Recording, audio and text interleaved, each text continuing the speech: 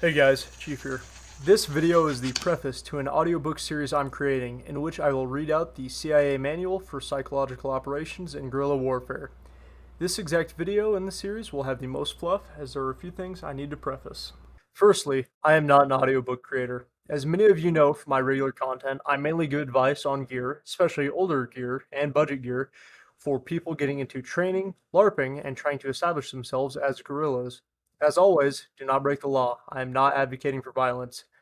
But, as I previously said, I am not an audiobook creator. I will stutter, I will misspeak, but the main idea of this book should still be able to resonate within you.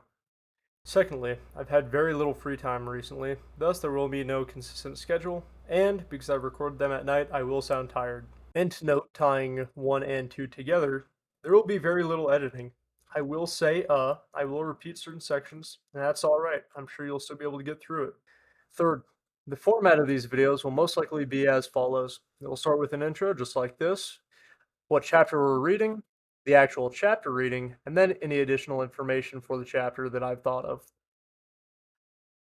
Fourthly, the big reason I wanted to make this content is because the only other video on YouTube reading out this book is AI slop. I know this entire series would have been useful to me while I was initially reading it through school, thus I hope it helps you. Fifth, if you would like to follow along with my recording, you can purchase the book on Amazon as well as finding PDF files on web.archive.org. Finally, if anything changes with this format or I have additional things to add after recording, I'll most likely tell you guys in the comments. Without anything else to say, the CIA Manual for Psychological Operations in Guerrilla Warfare, Preface and Introduction. Preface. Guerrilla warfare is essentially a political war, therefore its area of operations exceed the territorial limits of conventional warfare. To penetrate the political entity itself, the political animal that Aristotle defined. In effect, the human being should be considered the priority objective in political war, and conceived as the military target of guerrilla war. The human being has his most critical point in his mind. Once his mind has been reached, the political animal has been defeated, without necessarily receiving bullets. Guerrilla warfare is born and grows in the political environment, in the constant combat to dominate that area of political mentality that is inherent to all human beings and which collectively constitutes the environment in which guerrilla warfare moves and which is where precisely its victory or failure is defined. This conception of guerrilla warfare as a political war turns psychological operations into the decisive factor of the results. The target, then, is the minds of the population, all the population, our troops, the enemy troops, and the civilian population.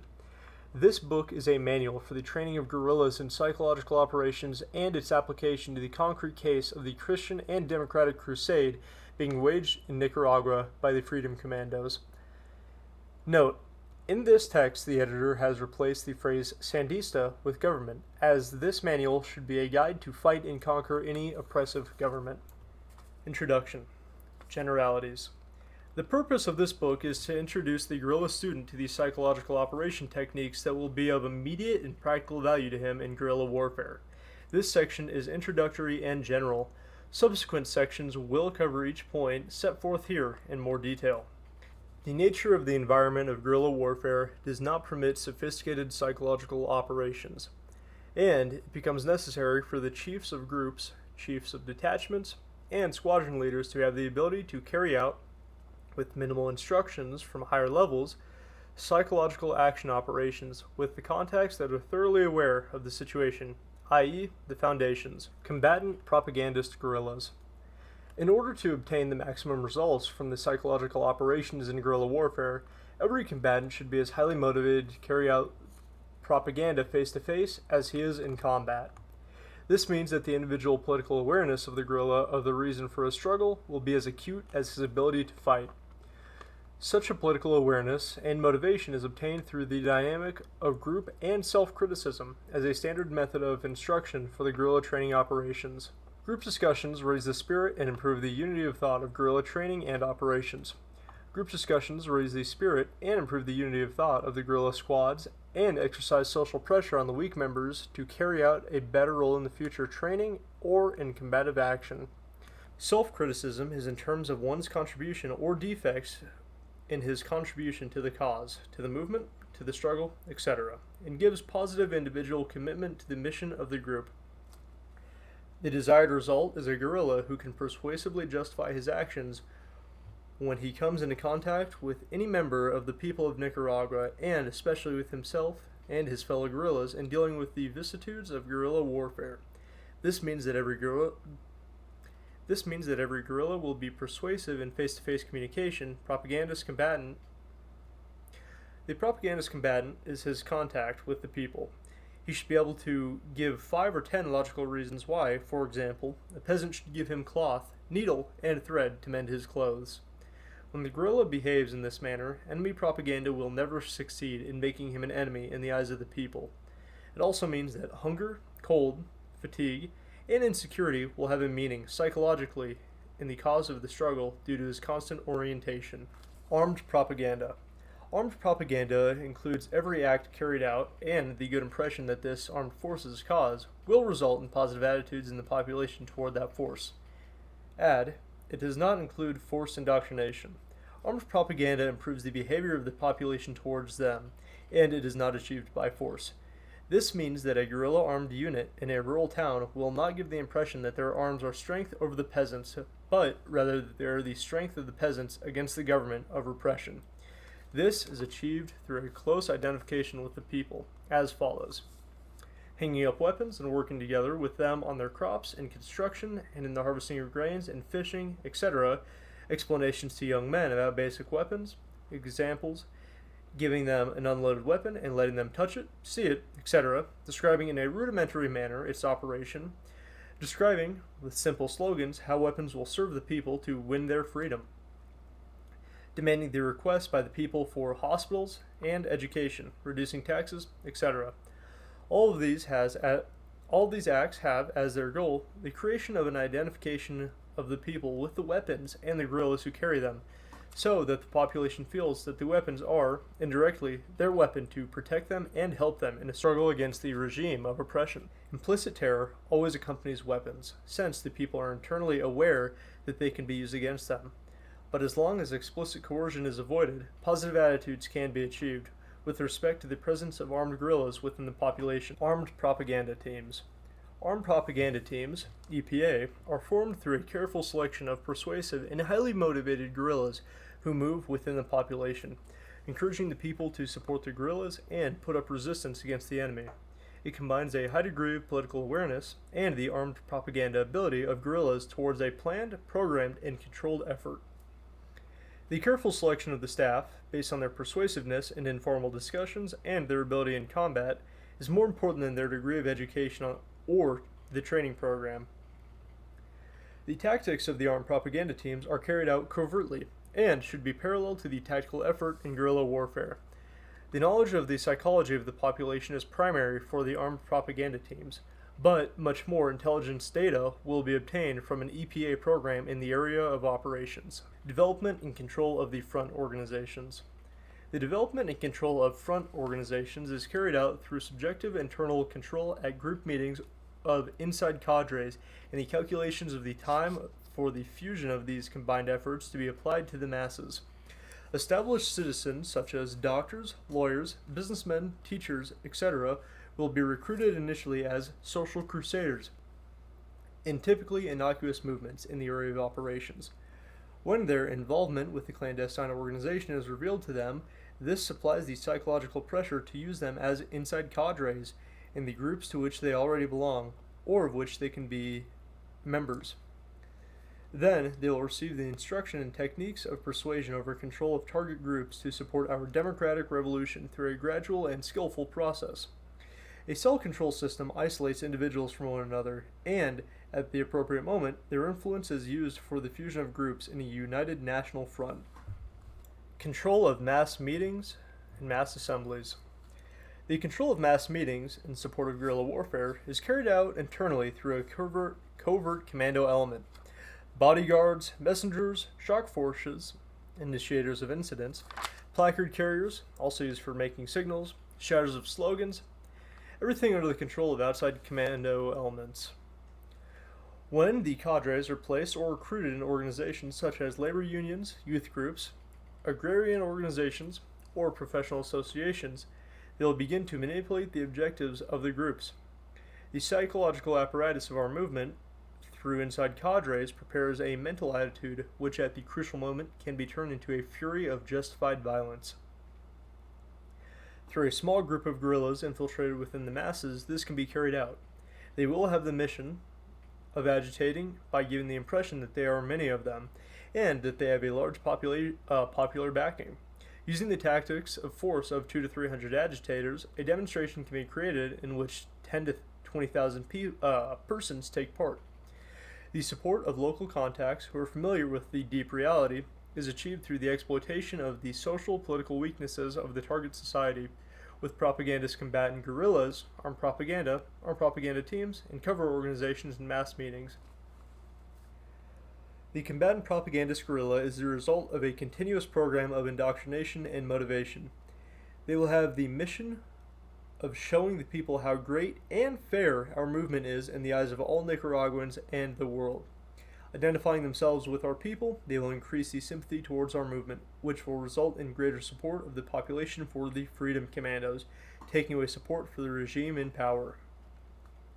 Armed propaganda will extend this identification process of the people with the Christian guerrillas, providing converging points against the regime. Armed propaganda teams provide a several-stage program of persuasive planning in guerrilla warfare in all areas of the country. Also, these teams are the eyes and ears of our movement.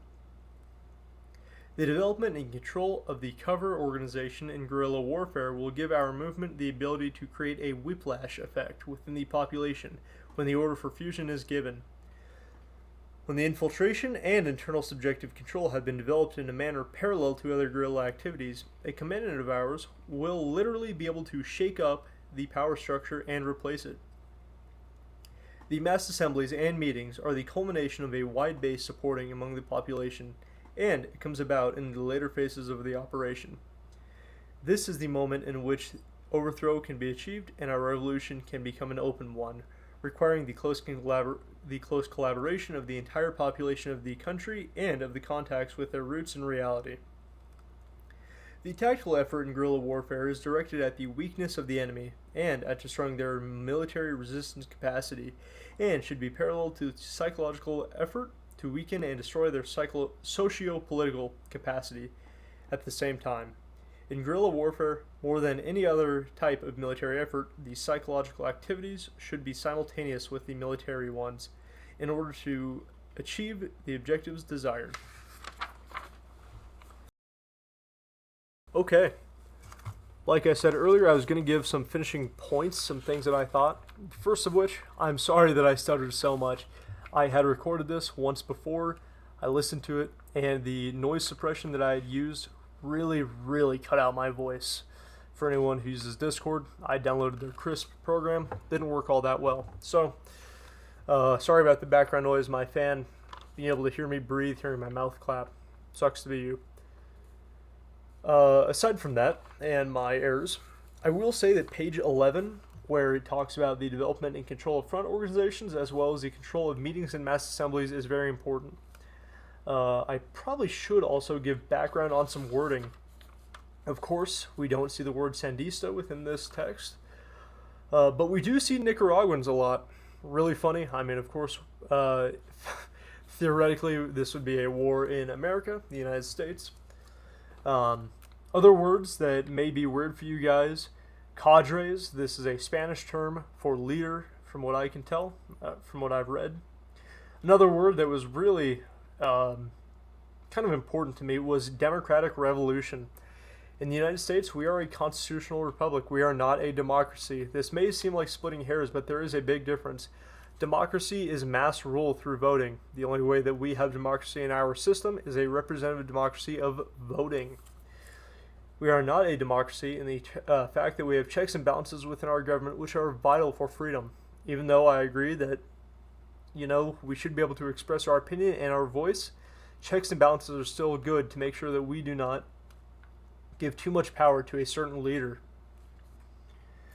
It also said a cell control system isolates individuals from one another. This is really good, and I know in the Middle East that they have this within their terrorist cells. Not that we are a terror cell, But so one group cannot be traced back to the other if they eventually slip up. Let's see. It talked about the mass assembly, especially with commandos, bodyguards, messengers, shock forces, which shock forces was good to hear that they said they are initiators of incidents, placard carriers, which can be used for making signals, shatters of slogans, and everything under the control of an outside commando element. So I think this can really be seen within our modern day society if you think about the Black Lives Matter movement as well as the Martin Luther King movement back in the 1960s. Not picking on them both because they're black, but because they were both able to use these elements very well. I mean, you had your commando element, think Martin Luther King Jr. I can't think of anybody nowadays, but with their, or you could think within the civil rights movement of the 60s, you could think Malcolm X with his bodyguards. As well, you have messengers running back and forth. You have your shock forces, which are your initiators of incidents. And especially, I'll tie that in with the placard carriers. Say you have a placard or a sign saying equal rights for all. And then you change that, flip it around, and it says Black Lives Matter. Thus, that can be a signal to your shock forces to initiate movements based off of a messenger's message from a commando element. Thus, you go from what you could say the entire event was, which was equal rights, and by the change of flag into Black Lives Matter, you could say, oh wow, look, once the police showed up, it became very violent, even though you initiated a movement. Things to think about, though. This is a really, this is just the general overview, but there is a lot to go over. I'll probably post some pictures, I might not, of how my book actually looks because I have every line underlined. This was for my first time going through, just trying to get as much as I can, or at least big ideas out of, one sentence out of big paragraphs, kind of summing it up for myself. But I would recommend whether you listen to me again or read as well. If you have a question, if something stands out to you, either plug it into ChatGPT or just ask me in the comments and I'll go, yeah, that's probably a good point. If you guys have anything great to add, I would love to hear that because more viewpoints on the same subject really do help. The next part of this book is going to be the combatant propagandist guerrilla, especially its generalities, political awareness, group dynamics. Group dynamics is huge. There are 5 major points. Camp procedures, interaction with the people, conclusions, and so that is going to be just about as big as this section today. But yeah, I think I'll record that tomorrow. Thank you guys for watching. Praying for y'all. God bless.